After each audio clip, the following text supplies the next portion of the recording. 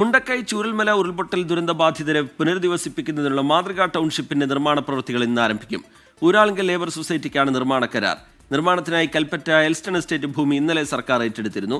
ഇന്നലെ രാത്രി 9 മണിയോടെയായിരുന്നു നടപടി. വിവരങ്ങളുമായി സുർജിത്ത് അയ്യപ്പത്ത് വയനാട്ടിൽ നിന്ന് ചേരുന്നുണ്ട്. സുർജിത്ത്, എൽസ്റ്റൺ എസ്റ്റേറ്റ് സുപ്രീം കോടതിയെ സമീപിക്കാൻ ഒരുങ്ങുന്നു എന്ന വിവരത്തിനിടെ അതിവേഗത്തിൽ നടപടികൾ പൂർത്തിയാക്കുന്നുണ്ട് സർക്കാർ. വിശദാംശങ്ങൾ എന്താണ് സുർജിത്ത്? റിജിത്ത്, ഇന്നു മുതൽ തന്നെ നിർമ്മാണ പ്രവൃത്തികൾ ആരംഭിക്കാനുള്ള നീക്കമാണ് ഊരാളുങ്കൽ ലേബർ സൊസൈറ്റിയുടെ ഭാഗത്തു നിന്നുണ്ടാവുക എന്നുള്ളതാണ് നമുക്ക് ലഭ്യമാകുന്ന വിവരം. ചൂരൽമല മുണ്ടക്കൈ ദുരന്തബാധിതരുടെ പുനരധിവാസ ടൗൺഷിപ്പ് നിർമ്മിക്കാൻ എൽസ്റ്റൺ എസ്റ്റേറ്റ് ഭൂമി ഏറ്റെടുക്കുന്നതിന് ഹൈക്കോടതി അനുമതി നൽകിയതോടെയാണ് നിർമ്മാണ പ്രവർത്തനങ്ങൾ ഇനി വൈകില്ല എന്നുള്ള പ്രതീക്ഷകൾക്ക് കരുത്ത് ആകുന്നത് എന്നുള്ളതാണ് ഏറ്റവും പ്രധാനപ്പെട്ട കാര്യം.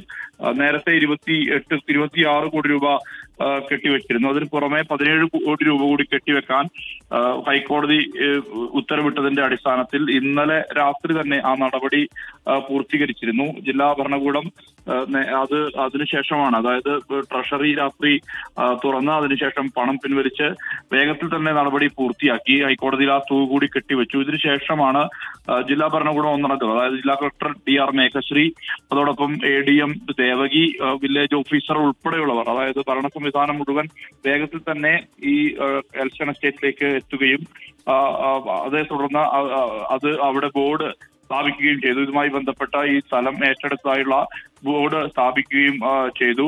നേരത്തെ ഈ പ്രതീകാത്മകമായാണ് ഈ ചടങ്ങ് നടത്താൻ ഹൈക്കോടതി അനുമതി നൽകിയത്. അങ്ങനെയാണ് അവിടെ പ്രാഥമിക ടൗൺഷിപ്പിന്റെ തറക്കല്ലിടൽ നടപടിയടക്കം പ്രതീകാത്മകമായി നടത്തുകയായിരുന്നു. എന്തായാലും എസ്റ്റേറ്റ് ഉടമകൾ ഇതിനിടയിലാണ് വ്യവഹാരവുമായി മുന്നോട്ട് വരുന്ന ഒരു സാഹചര്യം ഉണ്ടായത്. ഇത് ഇനി കൂടുതൽ വ്യവഹാരങ്ങൾ ഒഴിവാക്കുക എന്നുള്ള നടപടികളുടെ ഭാഗമായി തന്നെയാണ് വേഗത്തിൽ തന്നെ ഈ നടപടി പൂർത്തിയാക്കിയത്. ഇവിടെ റോഡുകളും ഒപ്പം തന്നെ മറ്റു അനുബന്ധ സൗകര്യങ്ങളും ഉൾപ്പെടെയുള്ള മാതൃകാ ടൗൺഷിപ്പാണ് തയ്യാറാകുന്നത്.